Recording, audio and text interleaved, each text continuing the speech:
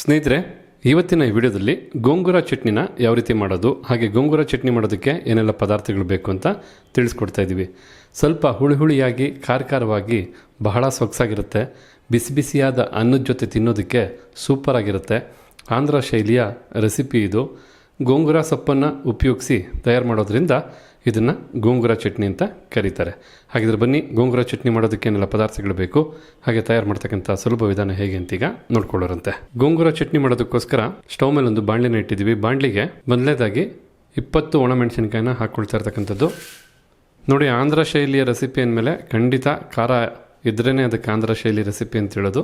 ಹಾಗಂತ ಎಷ್ಟು ಬೇಕೋ ಅಷ್ಟು ಖಾರ ಹಾಕಿ ಅಂತ ಹೇಳಲ್ಲ. ತಮ್ಮ ಇಚ್ಛಾನುಸಾರ ಖಾರನ ಏರುಪೇರು ಮಾಡ್ಕೋಬೋದು. ಹಾಗೆ 1 ಟೀ ಸ್ಪೂನಷ್ಟು ಜೀರಿಗೆ, ಅರ್ಧ ಟೀ ಸ್ಪೂನಷ್ಟು ಧನಿಯಾ ಕಾಳು, ಹಾಗೆ 1/4 ಟೀ ಸ್ಪೂನಷ್ಟು ಮೆಂತ್ಯ ಕಾಳು, ಜೊತೆಗೆ ನೀಟಾಗಿ ಸಿಪ್ಪೆ ತೆಗೆದಂಥ 4ರಿಂದ 5 ಎಸಳು ಬೆಳ್ಳುಳ್ಳಿ, ಇನ್ನು ಸ್ವಲ್ಪ ಕರಿಬೇವಿನ ಸೊಪ್ಪನ್ನು ಸಹ ಹಾಕಿ ಸರಿಸುಮಾರು 1 ಟೀ ಸ್ಪೂನಷ್ಟು ಎಣ್ಣೆನ ಹಾಕಿ ಈಗ 4ರಿಂದ 5 ನಿಮಿಷ ಈ ಪದಾರ್ಥನೆಲ್ಲ ಮೀಡಿಯಮ್ ಅಥವಾ ಲೋ ಫ್ಲೇಮ್ನಲ್ಲಿ ಫ್ರೈ ಮಾಡ್ಕೋಬೇಕಾಗತ್ತೆ. ನೋಡಿ, ಬಾಣಲಿಗೆ ಸೇರಿಸಿದಂಥ ಪದಾರ್ಥಗಳೆಲ್ಲ ಮೊದಲೇ ಕ್ರಿಸ್ಪಿಯಾಗಿತ್ತು. ಈಗ 4ರಿಂದ 5 ನಿಮಿಷ ಚೆನ್ನಾಗಿ ಬಿಸಿ ಮಾಡಿ ಹುರಿದಿರೋದ್ರಿಂದ ಮತ್ತಷ್ಟು ಕ್ರಿಸ್ಪಿಯಾಗಿದೆ. ಈಗ ಹುರಿದು ಬಿಸಿ ಇರತಕ್ಕಂಥ ಈ ಪದಾರ್ಥಗಳನ್ನ ತಣ್ಣಗೆ ಮಾಡ್ಕೋಬೇಕು. ಅದಕ್ಕೋಸ್ಕರ ಮತ್ತೊಂದು ಬಟ್ಲಿಗೆ ಹಾಕಿಡಬೇಕಾಗತ್ತೆ. ಹುರಿದು ಬಿಸಿ ಇರತಕ್ಕಂಥ ಪದಾರ್ಥಗಳೆಲ್ಲ ತಣ್ಣಗಾಗ್ತಕ್ಕಂಥ ಸಮಯದಲ್ಲಿ ಗೋಂಗೂರ ಸೊಪ್ಪನ್ನು ಫ್ರೈ ಮಾಡ್ಕೋಬೇಕಾಗತ್ತೆ. ನೋಡಿ, ನೀವು ಇಲ್ಲಿ ನೋಡ್ತಾ ಇರ್ತಕ್ಕಂಥದ್ದೇ ಗೋಂಗೂರ ಸೊಪ್ಪು. ನೋಡೋದಕ್ಕೆ ಈ ರೀತಿಯಾಗಿರುತ್ತೆ. ಸೊಪ್ಪು ಸ್ವಲ್ಪ ಹುಳಿಯಾಗಿರುತ್ತೆ. ಈ ಒಂದು ರೆಸಿಪಿಗೆ ನಾವು ಯಾವುದೇ ರೀತಿಯಾದಂಥ ಟೊಮೊಟೊ ಹಣ್ಣಾಗ್ಬೋದು ಅಥವಾ ಹುಣಸೆ ಹಣ್ಣು ಆಗ್ಬೋದು, ನಿಂಬೆಹಣ್ಣು ರಸ ಆಗ್ಬೋದು, ಏನು ಬಳಸ್ತಕ್ಕಂಥ ಅವಶ್ಯಕತೆ ಇಲ್ಲ. ಯಾಕೆಂದರೆ ಈ ಸೊಪ್ಪಲ್ಲೇ ಹುಳಿ ಅಂಶ ಇರೋದ್ರಿಂದ. ಈಗ ಈ ಸೊಪ್ಪನ್ನು ಫ್ರೈ ಮಾಡ್ಕೊಳ್ಳೋಣ. ನಾವಿಲ್ಲಿ 1 ಕಟ್ಟಳತೆಯ ಸೊಪ್ಪನ್ನು ನೀಟಾಗಿ ಬಿಡಿಸಿ ತೊಳೆದಿಟ್ಟಿರ್ತಕ್ಕಂಥದ್ದು. ಹೀಗಿಲ್ಲಿ ಮತ್ತೆ ಬಾಣಲಿಗೆ 1 ಟೇಬಲ್ ಸ್ಪೂನಷ್ಟು ಎಣ್ಣೆನ ಹಾಕ್ಕೊಳ್ತಾ ಇರ್ತಕ್ಕಂಥದ್ದು. ಈಗ ಎಣ್ಣೆನ ಬಿಸಿ ಮಾಡ್ಕೊಳ್ತಾ ಇದ್ದೇವೆ. ಹೀಗಿಲ್ಲಿ ಎಣ್ಣೆ ಸ್ವಲ್ಪ ಬಿಸಿಯಾಗಿದೆ. ಈಗ ಸೊಪ್ಪನ್ನು ಹಾಕ್ಕೊಳ್ಳೋಣ ಬಾಣಲಿಗೆ. ನೋಡಿ, ಸೊಪ್ಪು ಎಷ್ಟು ಕ್ವಾಂಟಿಟಿ ಇದೆಯೋ ಕಡೆಗೆ ತುಂಬ ಕಡಿಮೆ ಆಗುತ್ತೆ. ಸರಿಸುಮಾರು ಒಂದು 80 ಭಾಗದಷ್ಟು ಕಡಿಮೆ ಆಗಿ 20 ಭಾಗದಷ್ಟು ಕ್ವಾಂಟಿಟಿ ಆಗಿಬಿಡುತ್ತೆ. ಚೆನ್ನಾಗಿ ಫ್ರೈ ಮಾಡಿದ ನಂತರ ನೋಡೋರಂತೆ ನೀವು ಫ್ರೈ ಮಾಡಿದ ನಂತರ ಎಷ್ಟು ಕ್ವಾಂಟಿಟಿ ಆಗುತ್ತೆ ಅಂತ. ಅದರ ಪ್ರಕಾರ ನೀವು 1 ಕಟ್ಟ, 2 ಕಟ್ಟ ಅಥವಾ 3 ಕಟ್ಟ ಸೊಪ್ಪನ್ನು ಬೇಕಾದಾಗೆ ಬಳಸ್ಕೋಬೋದು. ಲೋ ಅಥವಾ ಮೀಡಿಯಮ್ ಫ್ಲೇಮ್ನಲ್ಲೇ ಸೊಪ್ಪನ್ನು ಕಂಪ್ಲೀಟಾಗಿ ಫ್ರೈ ಮಾಡ್ಕೋಬೇಕು. ಈ ಸೊಪ್ಪನ್ನು ನಾವೇನು ಫ್ರೈ ಮಾಡ್ತಾ ಇದ್ದೀವಲ್ಲ, ಇದನ್ನು ಮಿಕ್ಸಿ ಜಾರ್ಗೆ ಹಾಕೋದು ಬೇಕಿಲ್ಲ.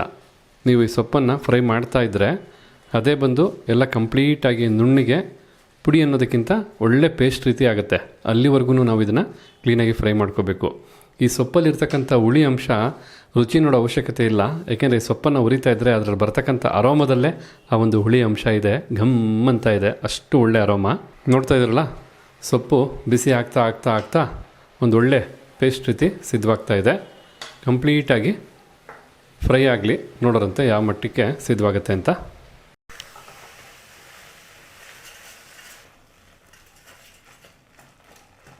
ಬಿಸಿ ಮಾಡ್ತಾ ಎಷ್ಟು ಚೆನ್ನಾಗಿ ಪೇಸ್ಟ್ ರೀತಿ ಸಿದ್ಧವಾಗ್ತಾ ಇದೆ ಈ ಒಂದು ಗೋಂಗೂರ ಸೊಪ್ಪು ಅಂಥೇಳಿ. ಈ ಒಂದು ಸೊಪ್ಪಿನ ಗುಣನೇ ಹೀಗೆ. ಬಿಸಿ ಮಾಡ್ತಾ ಯಾವುದೇ ಕಾರಣಕ್ಕೂ ರುಬ್ಬೋದು ಬೇಡ, ಅದೇ ಕಂಪ್ಲೀಟಾಗಿ ಪೇಸ್ಟ್ ಆಗಿಬಿಡುತ್ತೆ. ಒಂದು 5 ನಿಮಿಷ ಚೆನ್ನಾಗಿ ಮೀಡಿಯಮ್ ಫ್ಲೇಮ್ನಲ್ಲೇ ಫ್ರೈ ಮಾಡಿದ ನಂತರ ನೋಡ್ತಾ ಇದ್ರಲ್ಲ, ಸೊಪ್ಪು ಚೆನ್ನಾಗಿ ಬಿಸಿಯಾಗಿ ಪೇಸ್ಟ್ ರೀತಿ ಸಿದ್ಧವಾಗಿದೆ. ನೋಡಿ, ಅಂಟ್ತಾ ಇಲ್ಲ. ಈ ಒಂದು ಹದದವರೆಗೂ ನೀಟಾಗಿ ಬಿಸಿ ಮಾಡಿಕೊಂಡು ಸಿದ್ಧ ಮಾಡ್ಕೋಬೇಕಾಗತ್ತೆ.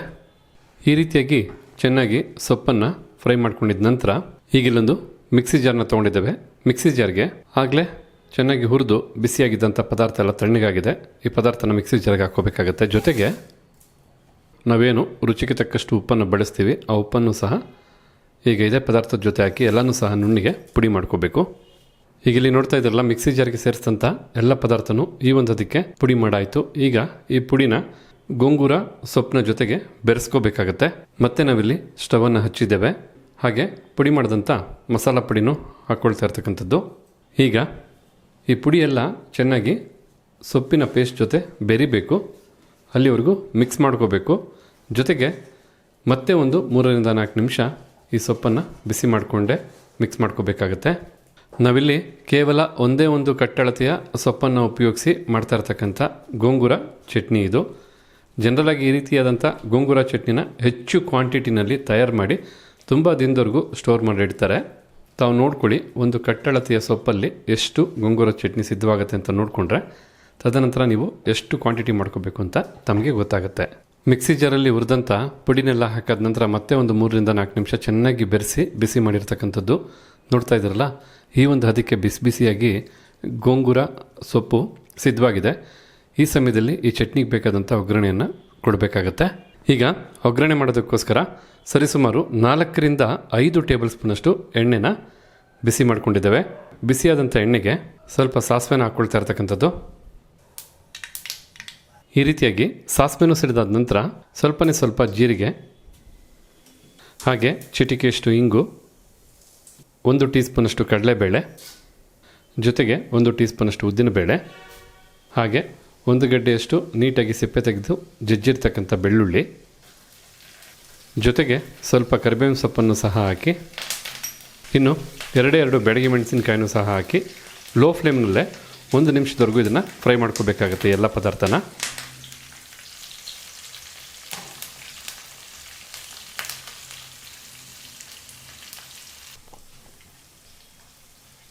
ಒಂದು ನಿಮಿಷ ಚೆನ್ನಾಗಿ ಫ್ರೈ ಮಾಡಿದ ನಂತರ ಒಗ್ಗರಣೆ ಸೂಪರಾಗಿ ಸಿದ್ಧವಾಗಿದೆ.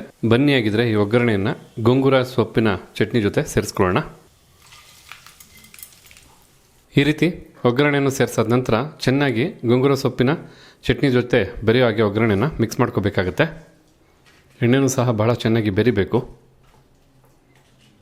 ನಾನು ಮೊದಲೇ ಹೇಳಿದಾಗೆ ಈ ಒಂದು ಚಟ್ನಿಗೆ ಎಣ್ಣೆ ಬಹಳ ಮುಖ್ಯ.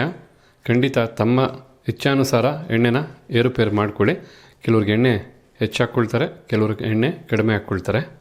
ಈ ರೀತಿ ಎಣ್ಣೆನ ಚೆನ್ನಾಗಿ ಬಿಸಿ ಮಾಡಿ ಚೆನ್ನಾಗಿ ಎಲ್ಲನೂ ಫ್ರೈ ಮಾಡಿರೋದ್ರಿಂದ ಈ ಒಂದು ಚಟ್ನಿನ ಹೊರಗಡೆನೆ ಹಲವಾರು ದಿನಗಳ ಕಾಲ ಅಂದರೆ 4-5 ದಿನದವರೆಗೂ ಇಟ್ಕೋಬೋದು. ಅದೇ ನೀವು ಈ ಚಟ್ನಿನ ಫ್ರಿಜ್ಜಲ್ಲಿಟ್ಟು ಉಪಯೋಗಿಸ್ತೀವಿ ಅಂತಂದರೆ ಖಂಡಿತ 15-20 ದಿನ ಆದರೂ ಆರಾಮಾಗಿ ಉಪಯೋಗಿಸ್ಬೋದು. ಎಷ್ಟು ಸಾಧ್ಯವಾಗುತ್ತೋ ಅಷ್ಟು ಚೆನ್ನಾಗಿ ಮಿಕ್ಸ್ ಮಾಡ್ಕೋಬೇಕಾಗತ್ತೆ. ಅಂತೂ ಇಂತೂ ಗೋಂಗೂರ ಚಟ್ನಿನ ರುಚಿ ನೋಡಾಯಿತು. ಬಾಯಿ ಚಪ್ಪರಿಸೋ ರುಚಿ, ಬೆರಳನ್ನು ಚೀಪೋ ರುಚಿ, ಖಂಡಿತ ಅಷ್ಟು ಸೊಗಸಾದಂಥ ಚಟ್ನಿ ಇದು. ಬಟ್ ಫ್ರಾಂಕಾಗಿ ಹೇಳ್ಬೇಕಂದ್ರೆ ನೀವು ಇದಕ್ಕೆ ಖಾರನ ಸ್ವಲ್ಪ ಹೆಚ್ಚೇ ಹಾಕಬೇಕು. ನಾವು ಅಷ್ಟು ಖಾರ ಹಾಕಿದ್ರೂ ಸ್ವಲ್ಪ ಮಟ್ಟಿಗೆ ಹುಳಿ ಅಂತಕ್ಕಂಥದ್ದಿದೆ. ನೀವು ಹೆಚ್ಚು ಖಾರ ಹಾಕಿದ್ರೆ ಆ ಹುಳಿ ಮತ್ತು ಖಾರ ಎರಡು ಬ್ಯಾಲೆನ್ಸ್ ಆಗಿ ಒಳ್ಳೆ ರುಚಿನ ಕೊಡುತ್ತೆ. ಈ ರೀತಿಯಾದಂಥ ಚಟ್ನಿ ದೋಸೆಗಾಗ್ಬೋದು, ಚಪಾತಿಗಾಗ್ಬೋದು, ಅನ್ನಕ್ಕಾಗ್ಬೋದು, ಎಲ್ಲದಕ್ಕೂ ಬಹಳ ಚೆನ್ನಾಗಿ ಹೊಂದ್ಕೊಳ್ಳುತ್ತೆ. ಅದರಲ್ಲಂತೂ ಬಿಸಿ ಬಿಸಿಯಾದಂಥ ಅನ್ನದ ಜೊತೆ ಈ ಚಟ್ನಿನ ತಿಂತಾಯಿದ್ರೆ ಆಗೋ ಆನಂದನೇ ಬೇರೆ.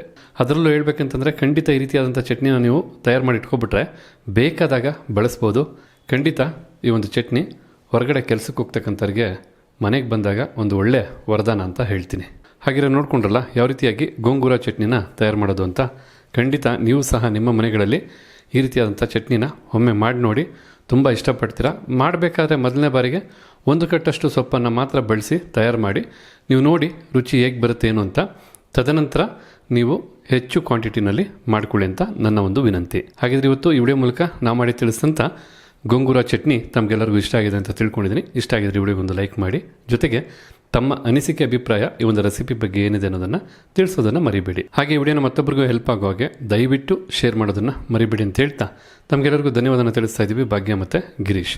ಮತ್ತೊಂದು ಹೊಸ ವಿಡಿಯೋದಲ್ಲಿ ಹೊಸ ರೆಸಿಪಿ ಜೊತೆ ತಮ್ಮನ್ನ ಭೇಟಿ ಮಾಡ್ತೀವಿ. ಅಲ್ಲಿವರೆಗೂ ನಮಸ್ಕಾರ ವೀಕ್ಷಕರೇ.